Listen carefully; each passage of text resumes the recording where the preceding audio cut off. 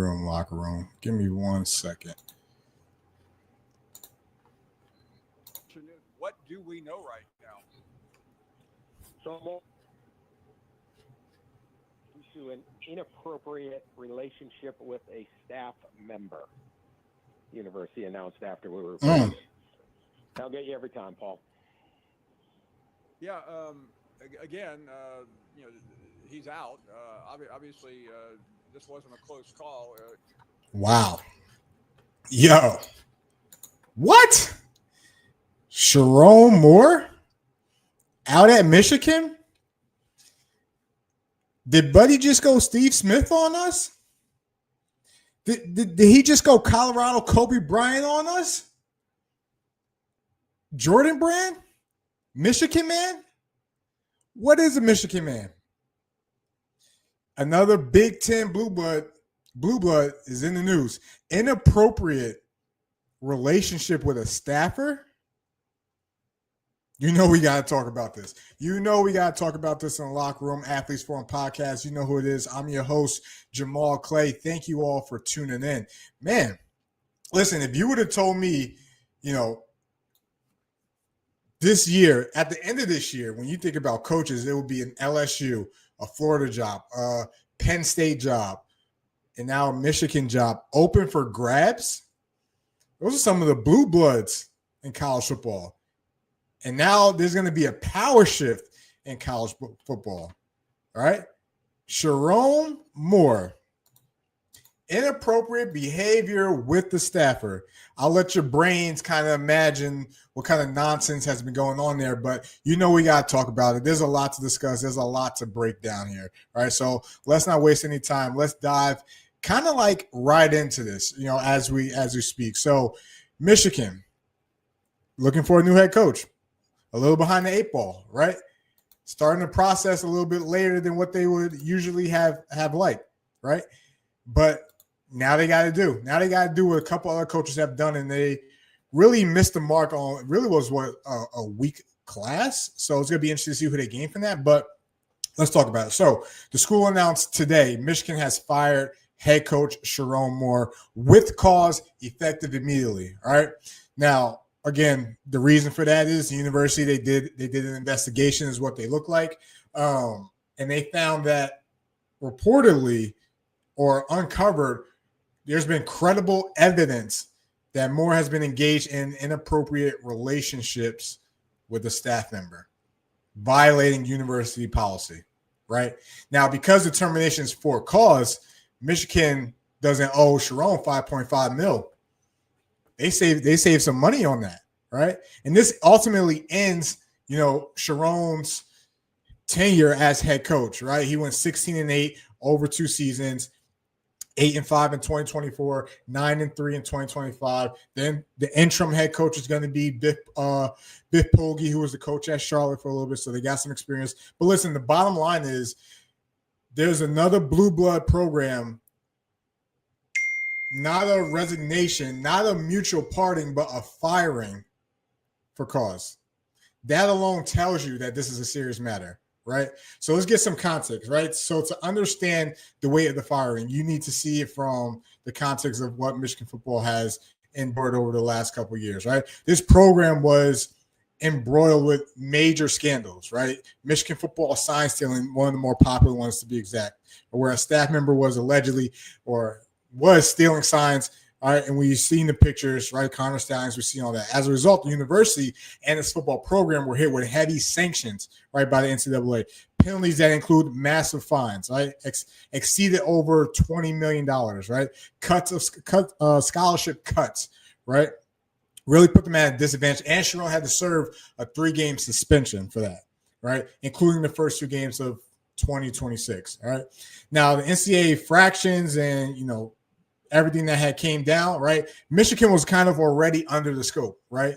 And the panel concluded after investigation that they failed to create a culture of compliance, right? Criticizing, the compliance staff and dismissed and ignored, certain things that were going on in the program, right? The damage to the Michigan brand has been done. There's no ifs, ands, or buts that. The Michigan brand is not what it used to be. Historically, one of college football's most revered blue blood program, a stadium, the big house that hosts the most fans in America, the biggest stadium. Many fans and analysts are asking, has the luster faded for Michigan, right? So the firing of Moore cannot be viewed in isolation. It's part of a broader unravel of trust, of compliance, of a brand of integrity, right, at Michigan or for Michigan football. So for a program that markets itself, right, on tradition, on excellence, on being a Michigan man, this is a serious, reputable blow, right? Now, what does this mean for Michigan? All right, let's kind of talk about it. So you think about trust, and your reputation has been damaged. Michigan has long cultivated an image of elite tradition, of integrity, as we mentioned, of academic and athletic balance. Two major scandals directly, hit that, and that's the sign stealing one, and now this inappropriate behavior with a staffer and misconduct, right? And a quick succession deeply eroded the image of the Michigan, right? The program risks of being viewed as really a moral and ethical, compromise, right? Not just technically penalized, right? The fan base reaction, what that's going to be like. Alumni. This is a school whose alumni has the most CEOs in America, right? So the NIL dollars are there, the alumni is there, the backing's there for a program that, you get the right guy, a la Jim Harbaugh, they'll back, the program. But these are two sanctions very, very close to each other that is really directly hitting the big blue nation, right? That is directly hitting, the Michigan Wolverines, right? Michigan's no longer feel like a sure thing, right? The brand is taking a hit, and they're now in a rebuilding trust with a steep hill to climb. Steep hill to climb. Now, what does that do for recruiting? Instantly, you think about Bryce Underwood in the transfer portal, right? What that looks like, Jaden Marshall, right? What that looks like, because this firing comes such at a late point in the coaching cycle. There's serious practical complications when it comes to this, right? You think about recruits. We just passed signing day. We literally just passed signing day. The transfer portal's coming up, right? And they got to find the coach. Is it going to be Pogge? Is it going to be Biff Pogge to take over the realms of it, right? That would instantly glue a lot of things back together, but how much does that staff know what's been going on? That's something you got to think about as well, too, right? And don't get me wrong, it's not just like the sign stealing situation. You think when you think about Michigan and what they pride themselves on being a Michigan man. Now, a Michigan man is associated with inappropriate behavior with a staffer. And granted, I know Sherrone didn't go to Michigan. I know he played at Oklahoma, but he's still part of the program, right? They've welcomed him into the program. Therefore, they got to take this hit. They got to suck onto these repercussions, right? Now, how can Michigan bounce back? Well, as I mentioned, they're in a rebuilding form right now, right? They got to build really from the ground up. If Michigan wants to reassert as a national power, here's the roadmap, right? Hire a coach with integrity, strong compliance record, maybe a good recruiting chops, right? Now, do they keep what they have intact and just promote Biff to head coach? Do they go get someone like a Jesse Mentor?